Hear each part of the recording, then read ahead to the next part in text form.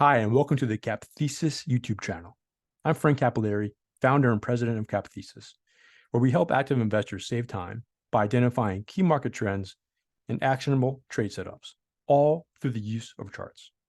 Today, we'll be talking about the S&P 500 20% advance from the March lows and what it means going forward. And if you like this content, give the video a like, and you'll be notified whenever we put out new content. And we want to hear from you. Put a comment below. Tell us what charts do you think are the most important. Let's get into this. So as we just stated, the S&P now is up 20% from the March low. And as we know, this was a very trying time, punctuated by the regional bank crisis. And so 20% over 4 months is a pretty substantial rally, especially if we annualize it out. Probably one of the best years ever if it continues to do that. Now, we know this pace can continue, but I do think it's important for some context here because if we look back to what happened last summer, right? During the summer rally, bear market rally, the S&P was up 20% as well, or just about, but in half the time, in 2 months, right? So this one was much longer by comparison. And there are many other differences going on at the time, of course. So we're just talking about what we see here on the chart. Number one, of course, this occurred within the confines of a much bigger downtrend. And this is defined by the declining 200-day moving average, which was overhead the entire time.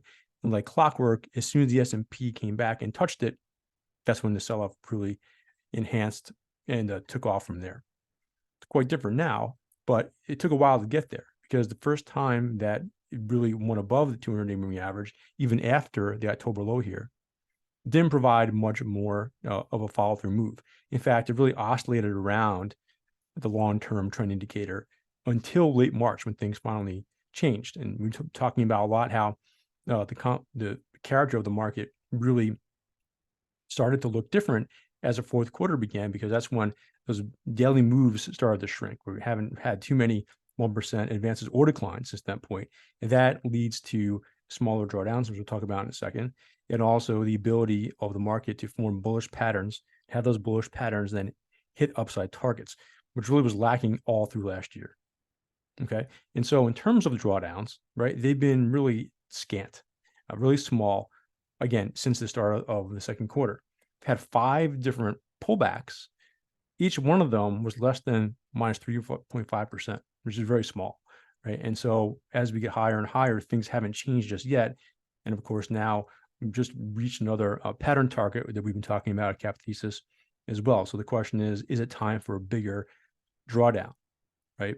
The average of these 5 moves only been about 2.8% on the downside.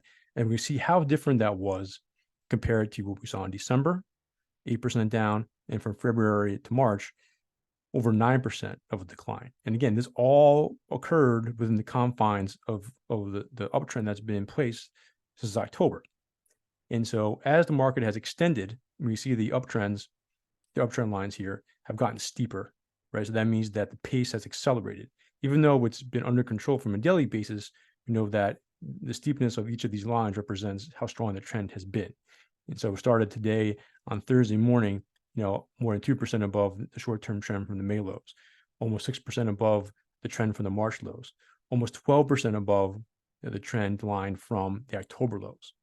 So the key here is that you potentially have the ability to pull back a good deal and still be in this uptrend, right?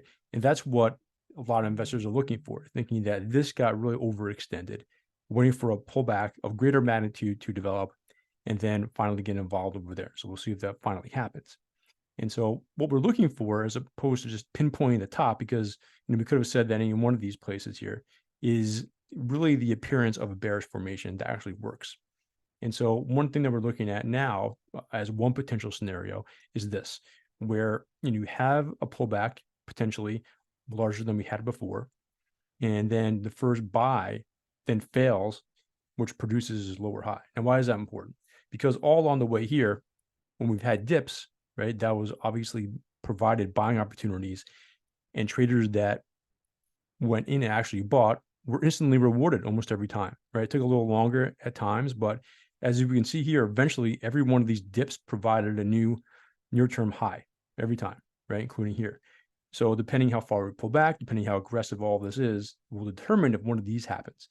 Now, again, we haven't had a bearish formation work out since the February to March pullback. Now, there have been instances of smaller ones in here, though we look at a lot from an intraday basis. Nothing is substantial. So we'll see.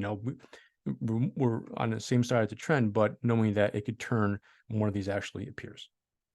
That's it for today. So if you want to see more of this content, visit CappThesis.com. You'll come to this page. You can scroll down, check out our product lineup. We also always have 6 unlocked newsletters at the very bottom. And of course, always free to take a 30-day risk-free trial to check out everything we have. That's it for now. Talk to you next time. Thank you.